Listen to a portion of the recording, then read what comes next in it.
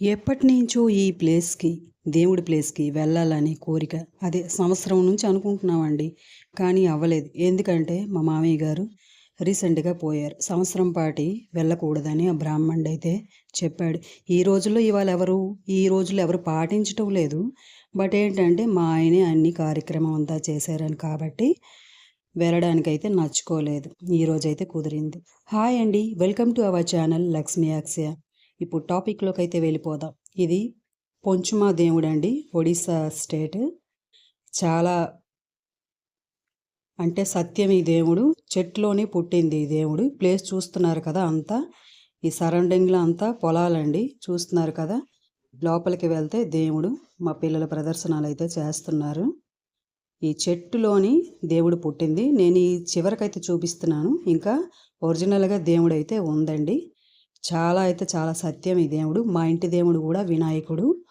So, అలా అని చెప్పి సంవత్సరం అయిపోయిన వెంటనే ఆ కార్యక్రమం అంతా అయిపోయిన వెంటనే మేము మా ఇంటి దగ్గర నుంచి ఆటోలో అయితే వచ్చాము.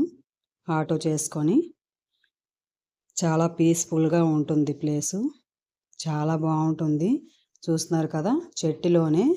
చెట్టు కింద దేవుడు పుట్టింది.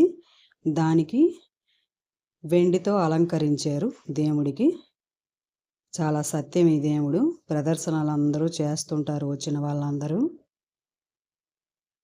ఏదనుకుంటే అది నెరవేరుతుంది ఇక్కడ. చూస్తున్నారు కదా. ఈ కోవిలంతా ఇలా ఉంటుందండి. ఇలా టైల్స్‌తో గట్రా వేసి చాలా నీట్‌గా అయితే చేశారు. అప్పట్లో అయితే ఏమీ అంటే కన్‌స్ట్రక్షన్ ఏం కాలేదు. ఇప్పుడైతే బాగా చేసేశారు. ఇప్పుడైతే అందరూ రీమోడలింగ్ చేస్తున్నారు కదా. అలా అని చెప్పి ఈ దేవుడికి రీమోడలింగ్ ఎందుకు చేయకూడదని వీళ్ళు కూడా చేశారు.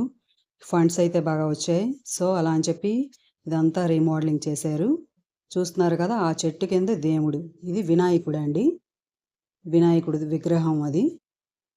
తొండంతో మనకి దర్శనం అయితే ఇస్తుంది. చూస్తున్నారు కదా. చాలా దగ్గరలో జూమ్‌లో అయితే చేశాను.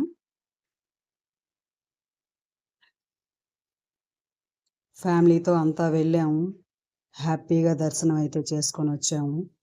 సంవత్సరం తర్వాత గుడిలోకి అడుగు పెట్టగాను ఒక మనశ్శాంతి అయితే కలిగింది. ఆ సంవత్సరం పాటి అన్ని చికాకులేనండి. ఎవరం గూడా హ్యాపీగా లేము. ఇంట్లో ఎవరైనా పోతే ఎవరికైనా అన్‌హ్యాపీయే కదా. అలా అని చెప్పి సంవత్సరం తర్వాత ఈ గుడికైతే వచ్చి దీపం పెట్టుకొని, భోగం ఇచ్చి, మా అబ్బాయీడు చిన్నోడు, మా అక్క కూతురు తను, మా ఆయన, మా అత్తగారు పక్కనే కూర్చున్నారు కదా. చూసారు గదా. నెక్స్ట్ వినాయకుడి వాహనం మన మూషిక రాజు. చూస్తున్నారు కదా ఎంత చక్కగా అలంకరించారు. అప్పట్లో అయితే మా బాబుకి ఇక్కడే మొక్కుబడైతే ఉండాలి. అంటే మా ఇంట్లోని తలనీలాలైతే ఇక్కడే ఇస్తాము. 11 నెలలకి మా బాబుకి ఇక్కడే తలనీలాలు ఇచ్చారు. తీసివేసాము ఇక్కడ. ఇక్కడ ఈ లడ్డూ సెంటర్ అండి. ప్రసాదం సెంటర్. ఇంకా ఓపెన్ అయితే అవ్వలేదు.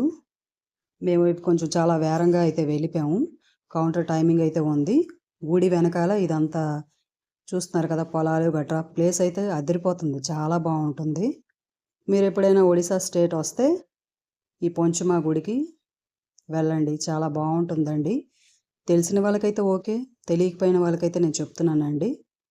చూస్తున్నారు కదా. ఈ దగ్గరలోనే ఈ సరౌండింగ్‌లో అంతా ఉసిరి చెట్లు, మామిడి చెట్టు అన్నీ దగ్గరలోనే ఉన్నాయి. ప్లేస్ అయితే ఇలా ఉంటుంది. చాలా నీట్‌గా ఉంటుంది. హ్యాపీగా, ఆనందంగా చాలా విశాలంగా ఉంటుంది.